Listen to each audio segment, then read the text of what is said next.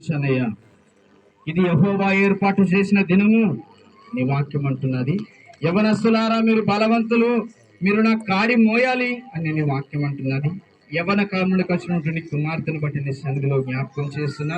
ఆ కుమార్తె నీ సరైన భక్తిలో, నీ సరైన క్రమంలో వారి తల్లిదండ్రులకు పెంచగలిగినట్లు వారి మనసులను మార్చండి, బలపరచమని ప్రార్థన చేస్తున్నాం. ఈ ఆరాధనలో పాల్పంచిన ప్రతి వారిని మీరు జ్ఞాపకం చేసుకోండి.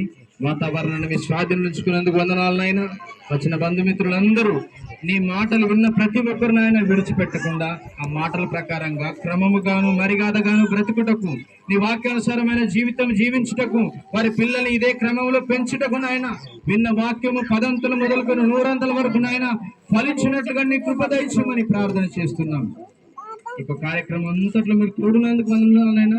ఇక ముందున్న సమయంలో కూడా మీరు తోడునండి, దీవించండి, ఆశీర్వదించమని యేసుక్రీస్తు వారి అతి పరిశుద్ధమైన నామములు ఈ ప్రార్థన మనవులు సమర్పిస్తూ బ్రతిమలాడుతూ అడిగి వేడుకొని పొందుకొని ఉంటున్నాం పరమ తండ్రి, ఆమేన్.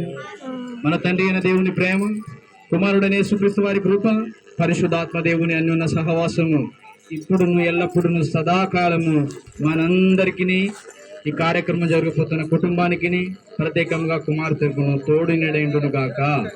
ఆమేన్, ఆమేన్. అందరికి వందనాలు. ఒక్కొక్కరు వందనాలు చెప్పుకోండి. ఆకలైన వాళ్ళు త్వరగా వెళ్ళి తినండి, ఫోటోలు దిగండి. ఓకేనా? హల్లెలూయా.